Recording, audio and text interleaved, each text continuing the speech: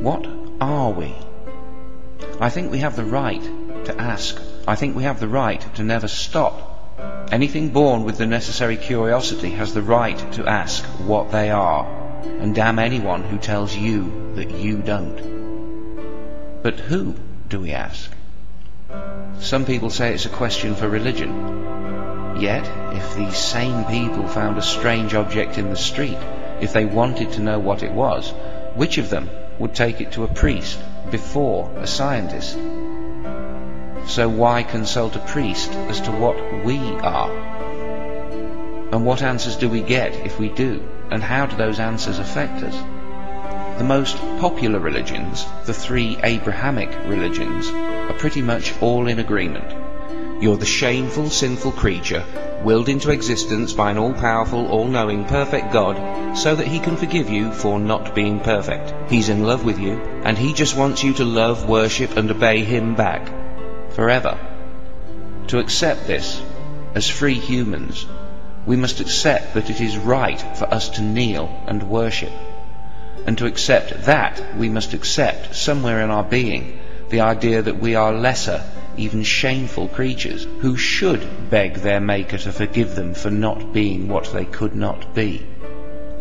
These religions will tell you what you are, but they'll also tell you what to think, and what not to think, who to trust, who and what to love, which part of a thief to cut off, which part of a baby to cut off, and with which hand to wipe your arse. The good news is that in all of his books, when God speaks in any verifiable detail at all about how we came to be, he gets every detail wrong. Maybe he was wrong when he said we should be ashamed of ourselves. Where is the God so perfect it wouldn't want us to kneel? Where is the God so perfect they couldn't bear the sight of us on our knees? If I'd made 1,000,000 tiny robots and programmed them to love me, to worship me, to sing songs about me, and to weep at the sight of my perfection, you'd call me at least twisted. So it's not that religion tries to force God on everyone, it's that the God they're usually pushing is insane, and it rubs off on the rest of us.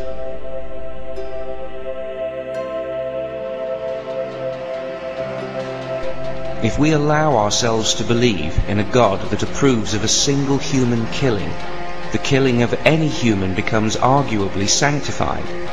The more we agree that nobody ever really dies, the less of a sin murder becomes. It's like a horror movie.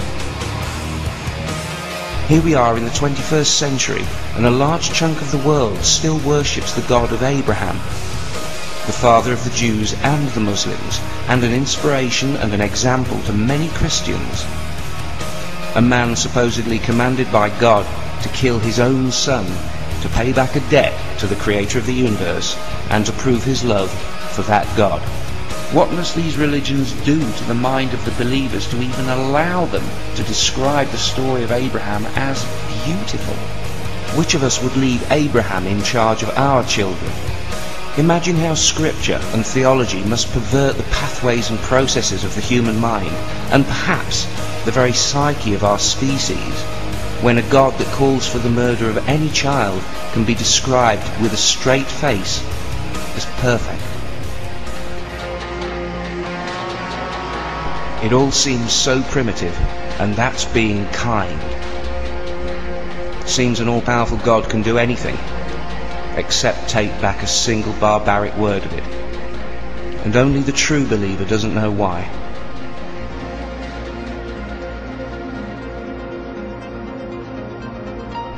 Instead of asking a God what the universe is, we can ask the universe directly, through science. Unlike God, the universe will answer, in a way, in numbers, measurements and readings. Numbers can be wrong, but unlike words, they never lie. Mistakes will always be made, but it will be the numbers that eventually expose the error. Numbers have told us what the gods never could. And billions of answers later, we've gone from rubbing two sticks together to colliding protons head-on at close to the speed of light. The numbers conceptually allow us to go to places we will never go and see things no eye could ever see. The centre of a star, the formation of the first atom. What people don't understand is that when we refine our understanding of a single atom in a laboratory on Earth, we see every star in the universe more clearly than we did before. It would be poetic if it weren't true. But does it being true take away any of its poetry? You might say I have faith in numbers, and my answer would be, you take your holy book, I'll take a parachute, and I'll see you at the bottom of the cliff. The numbers tell us that we are animals, we are atoms, and we are energy. We don't know where the energy came from, but 14 billion years of purely natural cause and effect does not suggest a perfect supernatural first cause. It would be unnecessarily demeaning, woefully incomplete and simplistically inaccurate to think of ourselves as just energy, just atoms, or just an animal. A flash of lightning can't build a hospital, and we can't be just atoms unless you can fairly describe music as just sound waves. And it's hard to see any animal as just an animal when you think of the big picture and you think of how rare life might be, and how vanishingly rare intelligent life probably is. And when you're aware of what big time can do, it's hard to see even a microbe as just a microbe, because it may not always be a microbe. I doubt this weighs heavily on the mind of the dolphin or the ape when they come to our assistance, or on ours as we try to help them. It's just instinct. But fish don't do it. Reptiles don't. Birds don't. While empathy seems common amongst intelligent social animals. But if we feel something that compels us to act, who are we to say that they don't feel something that we might recognize as love? And if we go to heaven, why can't they? What are we, ultimately? I don't know. But isn't that freedom? Think about it. No one can tell you what to do if no one even knows what you are. You're more free than you think. Dear children of Abraham, or those that would emulate the faith of Abraham, I'm not saying there wasn't a creator.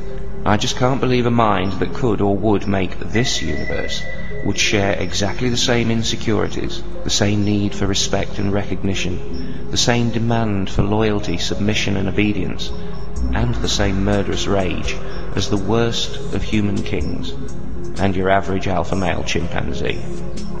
What are you worshipping? Forgive me.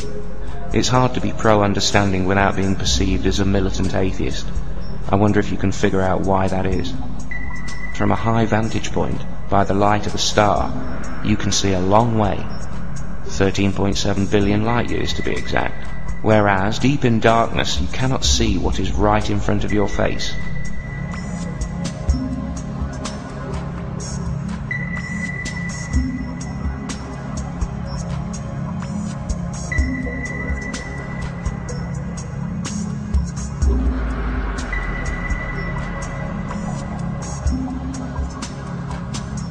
On a jet in a storm at night just before landing, being violently thrown from side to side, I turned to my friend in the window seat to see if he was as frightened as I was. He was laughing, pointing over his shoulder at the silhouettes of the treetops passing by the window at 200 miles an hour. I asked why he was laughing. He said, "Why not? They say, and I have reason to believe, that sometimes we're at our most alive when facing the prospect of our own mortality. Maybe that means that if we convince ourselves we live forever, we never really feel alive at all."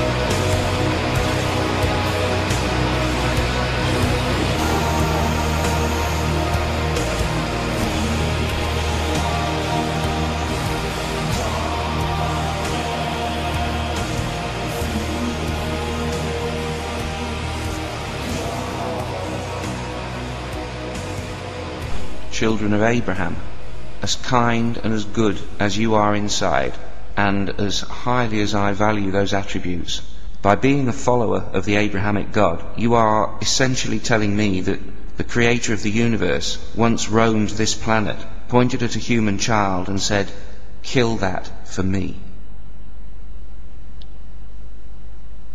What am I supposed to do? Tell you that you may have a point?